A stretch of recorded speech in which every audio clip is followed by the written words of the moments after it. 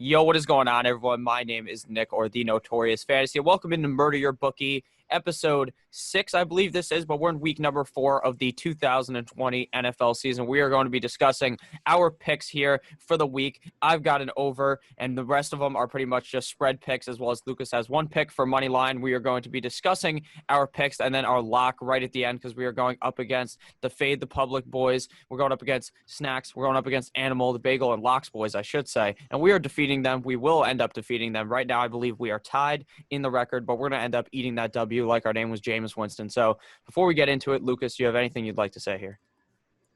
Nah, man. Happy to be back. We're killing. We're doing good to start the season so far. I think we're up a good amount of units so far, but it's only week 3, and I mean we'll hit it now. It gets harder every week. The lines get to where you normally you have the picks locked in by Tuesday, Wednesday, and then we're scrambling to get them going for today just because they do get harder. And with all the COVID news and whatnot now, it's definitely going to be very interesting going forward. Yeah. So right now, as we are recording this, you guys, you're watching it a couple days after we know what happened. So the Titans game right now, we have no idea if they're even going to play this week or not. So that's completely off the slate. I actually really like the under in that game, but now, can't even pick it because I have no idea if they're even going to play this week. So we'll begin here with my first pick here, and that is the Colts versus the Bears. And I like the Bears plus 2.5. I'm not sure why I like this pick so much, but I think it's because I like 9-inch Nick Foles, and I feel like when he is in the game, they're just going to win. I think the Indianapolis Colts will struggle in this game passing-wise because Phillip Rivers just hasn't looked all that good. They're going to have to try to rush the ball a lot, and up against the Bears defense, I'm not too sure the rushing game will be able to carry them. I think that the Bears offense looked so much better with Nick Foles under center, and I feel like they're going to have to run the ball more in this game, the Bears, and if they're able to run the ball more and drip the clock down and slow the game down, then the Colts are going to be very fucked in this game because I don't think Phillip Rivers is good enough to pass them into this game, deeper in the game. It seems like anytime he has to pass to clutch up the game, he just can't do it. So what do you think about the Colts versus the Bears? I took Bears plus 2.5. Yeah, I think this is one where the Colts should win, but I think the 2.5 is good. It might go up to 3 come Sunday. I think this is a game where if you're watching it, this will definitely be sort of a live betting type game because the Colts have came out. They're the number 1 DVOA defense, and it's been like kind of a surprise because, I think their defense is a little underrated, but I don't know if it's the number 1 DVOA. We're only in week 3, so we'll kind of see how that progresses. But I think if you personally, I was all over the whole Nick Foles of the Bears, just bringing an efficient quarterback into this team. Obviously, Trubisky played fine for the first 2 weeks, and we saw that they went 2-0. So I think we would have seen to kind of see how Nick Foles sort of brings this offense against this Colts defense that is, I don't know, good. I guess is with all the stats they put up in the DVOA, that could be a little inflated because of the Jets game last week, obviously. But we'll see. But this is definitely one if you can get 3. One of mine, I teased the Colts 2+3 on the opposite end, just in case they do, the Bears do complete their backdoor magic like they have been lately. All right. So what is your first pick here? Yeah, my first one here, I guess when you're seeing this, we'll know the outcome here is the Broncos at a pick'em. The lines kind of moved from them -3 to them +2 to a pick'em to 1, and I don't even know how good I feel about this pick, but it really comes down to the better defense on this game. Obviously, Brett Rypien, whatever, is starting at quarterback, just because Blake Bortles is not ready, but who knows, he could be ready to come in the second half of the game or something like that. Both offenses are terrible. Both teams are rated terrible in DVOA. Both teams look terrible on offense, but I'm just going to take the better defense in this situation. I don't even know if it's going to be a low-scoring game because I think the over-under set at 40. I could see this going to like 50, 55 just because they're going to hit a couple big plays. Less holding calls. Like kind of a study came out that the over-unders are being set, and then you need to adjust like 2.5 points for that, meaning that like everyone's just playing. There's more plays ran per game. Less holding calls are happening. I don't know why. Maybe the refs just kind of got better. I guess I'm not really for sure. So I'm just going to take the better defense, a team that should be able to swarm this Jets O-line that, frankly, is terrible. And, on the Broncos side, they just have more explosive playmakers, maybe to hit on 1 or 2 big plays. So I don't love the pick, but I think the process behind it makes sense, even with Brett Rypien starting. Yeah, I'm probably going to take the Broncos. Obviously, this game has already happened as you're watching this, but I don't know. There's no way I would ever pick the Jets, right? I think they might actually never win a game. So there's just no way I would pick them. If you got the Jets at +3, I think that's a good pick because then you can kind of maneuver it if the Jets become favorites and you can maybe go Broncos money line or Broncos -1 or something too. But yeah, I think unless you're getting a 3 on either side, I would just take probably the Broncos and bet on better defense in this game.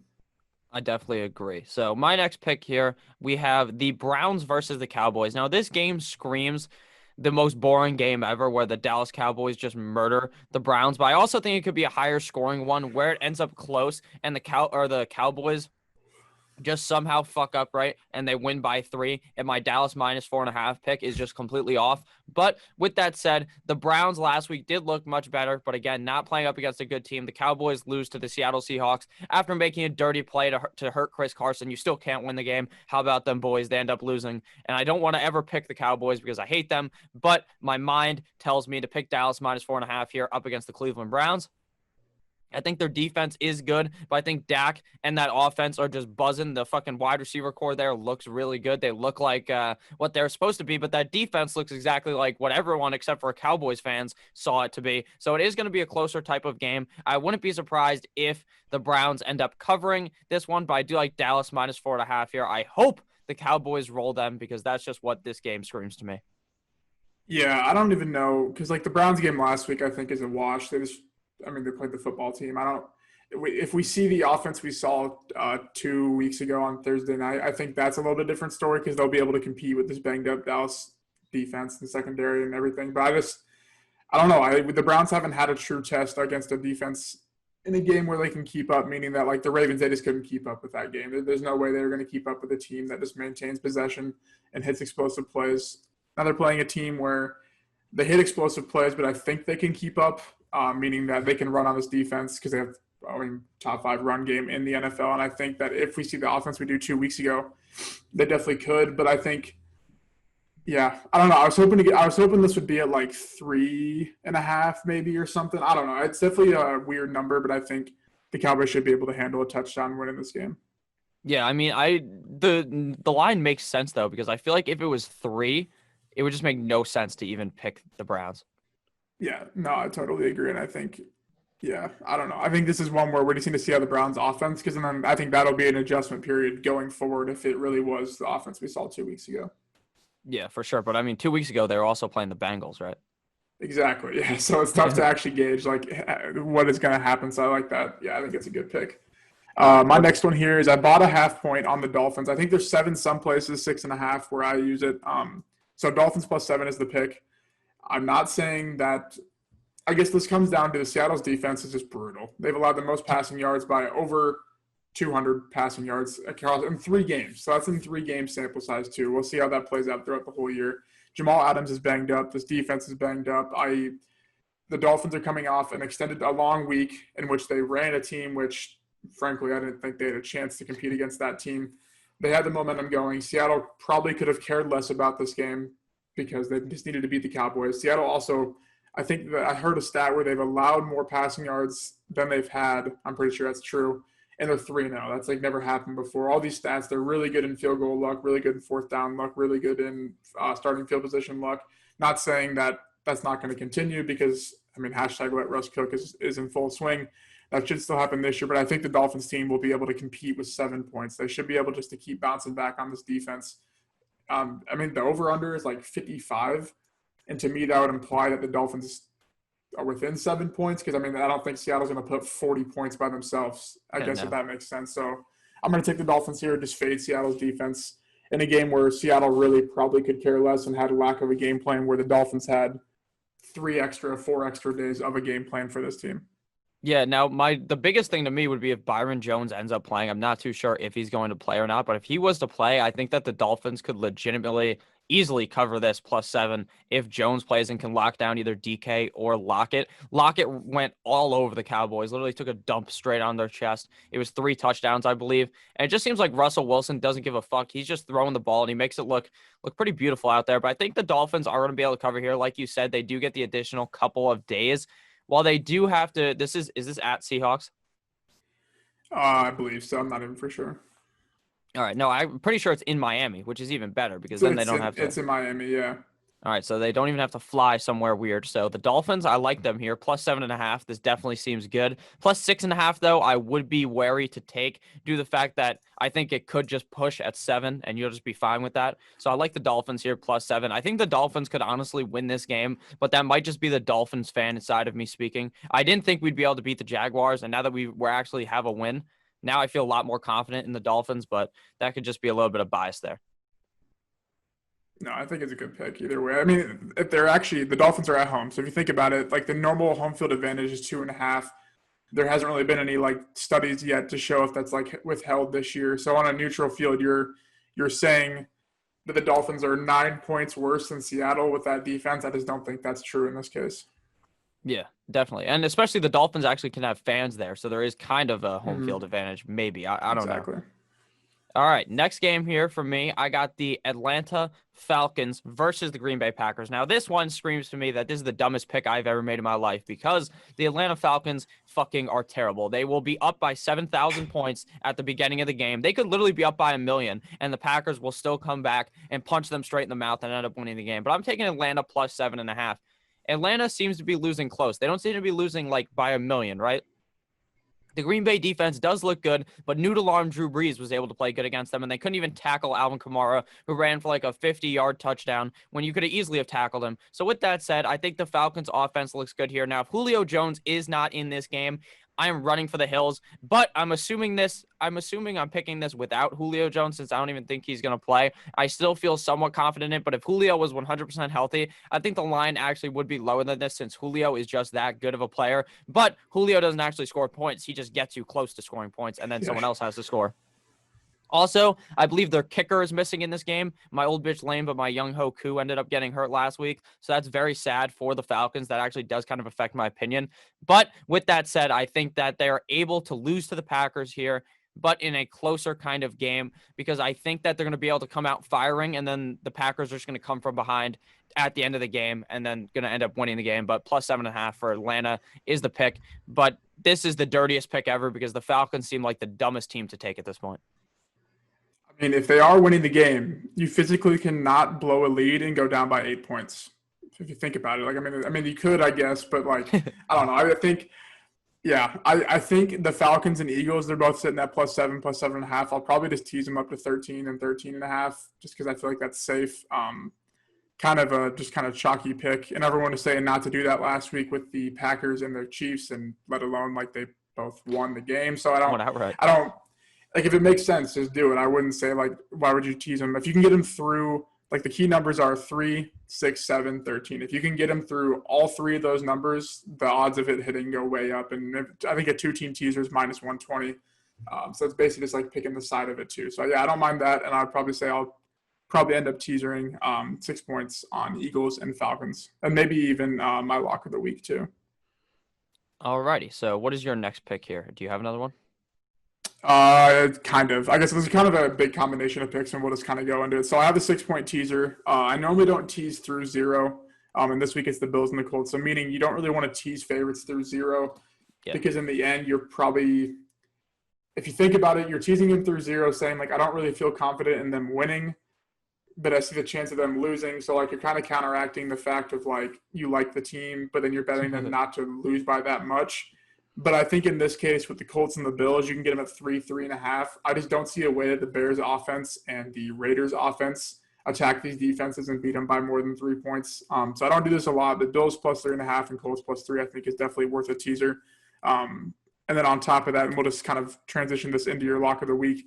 I have the Bills money line, minus 160. I threw a decent amount on it. I just don't think we saw last week what a defense did that could contain Darren Waller. And if you go through Darren Waller's game logs this year, so far he has 8 targets, 45 yards a game, 1 against the Panthers. They have a pretty good linebacker core. They just focused all their attention on him. Then he goes off against the Saints, and that makes sense because the Saints defense is not – they don't play the middle of the field. They have good high safety and a free safety, and they have a good corner, and they have a good front seven. So you can attack the middle of the field. But then we see last week with the Patriots that when there's no other receivers you have to worry about and you have a good run defense, all you got to do is lock down Darren Waller, which they did. Now he goes up against the Bills where they're going to focus on that run defense. I'm pretty sure Edwards is out. Ruggs is still banged up, and I don't think Hunter Renfrow is going to beat you. you're just going to focus all your attention on Waller. The Bills have allowed, so I think Gesicki had a big game, but really I think that was more so just coming from behind, just peppering the field with Gesicki. And I think, Parker, I don't really know how Parker did that game, but it kind of makes sense. So they probably have the best safety tandem in the league. They're just going to rotate that on Darren Waller here. So I think the money line here, and I mean, it's your lock of the week. The money line here just makes too much sense to me because the Bills are firing on all cylinders. They could, if they're losing the game, at one point obviously hits the bet. So I like the Bills money line here. Yeah, I also bet the Bills money line, but I also took them as my lock here, Bills -3. Now, I'm not ultra confident in this, but I feel like the Raiders are getting a little too much kind of praise here. I don't think the Raiders are as good as a lot of people may think. Sure, Derek Carr is fine, but with all the wide receivers banged up, even Gruden, I believe, said a few days ago that seems like Ruggs just isn't going to play. And if that is the case, I feel like the Bills just roll the Raiders. The Bills are legitimately on fire. Josh Allen could be the MVP of the league if Russ starts to fall short, in my opinion. So I think that the Raiders are going to kind of not look that great in this game. And I think the Bills just completely stomp them with the stronger defense. And in my opinion, a much better offense, especially since Stephon Diggs has looked so good. I really didn't think Diggs would be all that good. And even last week, John Brown got hurt early into the game, did absolutely nothing. And they were still able to win that game without John Brown. And I don't know. I mean, they choked last week. They're probably a bit pissed off, but they didn't end up losing the game. But realistically, they choked a 28-3 lead and still ended up winning the game. So I think the Bills will still be fired up here to win -3, and they're my lock of the week. Yeah, I think it's a good pick here. And I think if the Bills are trailing at the beginning of the game, bet them live. I don't think the Raiders can – I don't know. I just don't think they're going to be able to run the ball at the level of wasting the clock against this Bills defense that has been pretty good so far this year. And the Bills have played pretty easy schedule, but I think – if we keep factoring and saying they have an easy schedule, we're never going to get them at good numbers. And I think this is a good number this week for them. All right, my lock of the week is the Patriots +7 here. And I think there's just kind of a lot of factors that go into this. So obviously the Chiefs are coming off a short week. The Patriots are, only 1 day more, but they had a full day to prepare for this game. I think the Chiefs last week, the Ravens was the game of the year, right? This is the game they had to win. So I think they had a lack of forward-thinking preparation on this Patriots team, meaning that they didn't give, like normally most teams would, once they prepare for their game, they would get their other coaches ready for the next week. I just don't think that was the case. And this last week with the Chiefs, obviously it makes sense. The Chiefs are 30th in rushing DVOA on defense. The Patriots are first. How do you beat Patrick Mahomes? You just keep him off the field. You run the clock down. The Titans almost did it. The Niners almost did it. So I think this pick just makes sense, and you're getting 7 points for a team that, if they're just going to run the ball, they're just going to run the ball with their 5 running backs and Cam Newton. I think this pick makes sense. I think that their defense is good enough to withhold a little bit. I think it's tough because I can't even really say that because the Ravens defense just got shredded. But I think, I was on board with the Ravens. Lamar Jackson's never had to come from behind ever. So that's why I was all in on the Chiefs, and Mahomes only comes from behind. I don't think this is necessarily a game where Mahomes is going to have to come from behind. I think it's going to be a slow pace at the beginning. And then maybe it expands a little bit, but I think 7's a good number here for the Patriots. I'm going to be honest with you. I wouldn't be surprised if the Patriots won this game straight up, in my opinion. I actually think the Patriots could just be the better team here on Sunday. Now, the thing with the Chiefs I don't think the Chiefs would possibly win this game by a shit ton of points. I just don't feel like this game is going to be one where it's like whether they just get routed by 14 points. The Patriots don't lose like that unless they're actually fraudulent. If they're actually bad, then that will happen. But the Patriots haven't looked bad thus far this season. Bill Belichick knows how to coach against a good quarterback like Patrick Mahomes. They have beaten Patrick Mahomes. Now, in the past, that was obviously with Tom Brady, not with Cam Newton. So that doesn't necessarily mean too much, but I really do think that the Patriots are going to be good here and be able to even potentially beat the Chiefs. So we are pretty much done here, but there's one pick that I didn't even talk about that I took, and I just want Lucas's thoughts on real quick. The Jaguars versus the Bengals. I took over 49. Now, the only reason why I took the over is because the Bengals game last week was low scoring because the Eagles defense is okay. I just think the Bengals versus the Jaguars, this game just screams a million points being thrown on the board. As long as the Jaguars can keep up, in my opinion, because the Jaguars last week against the Dolphins looked deflated. They looked fucking awful. And I just feel like if the Jaguars and the Bengals can both put up some decent scoring in this game, it could easily go over 49, especially with how good Joe Burrow has looked thus far this season. And with less pressure from the Jags defense, I expect Joe Burrow to be able to throw the ball much better and much more efficiently. Yeah, I think I think that one opened at like 44, and I definitely should have got hopped on it earlier because it's definitely moving up. I think that's a game where I want to bet Jags +3. I think I just teased up Lions and Jags at 9 and 10. Yeah, I don't know. I think I'll probably revisit kind of those games depending on if Michael Thomas is in. I think the line will move to 7. Then I'll probably play the Lions in that game, and I think the Jaguars. I don't really know if the line will move much, but I think that might be a later decision on Sunday because that game is tough because the Jags obviously just got manhandled by the Dolphins, but they do have an extra week. The Bengals really. They look good to certain points, but not that the Jaguars' defense is going to give them trouble, but their offensive line is just so bad. So I definitely like the over in this game because this could be very high scoring. I agree. And to all you fantasy folks watching this is the Joe Mixon bounce back game. So thank you guys all for watching this video. If you guys ended up enjoying, make sure you hit that subscribe button. Now, Lucas, where can they find you and all your goodness?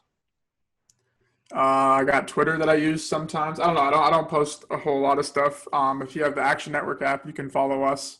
All of our picks are on there. Yeah, I don't know. That's about it. Whenever I use Twitter, you can go follow me there. But that's about it. All right. Thank you guys all for watching. Last week we looked pretty good. I believe we are 4-2 on our locks. So we are pretty sharp here. We're looking above 500. That's really all that matters. So this week we're going to go 100% and both get ours correct here. Again, our locks are Lucas picked the Patriots +7, and I got the Bills -3 up against the Raiders. So thank you guys all for watching this video. I hope you guys ended up enjoying, and I'll see you guys next week for this, and I'll see you guys tomorrow with a video about fantasy football. So have a great rest of your guys' day. Good boy.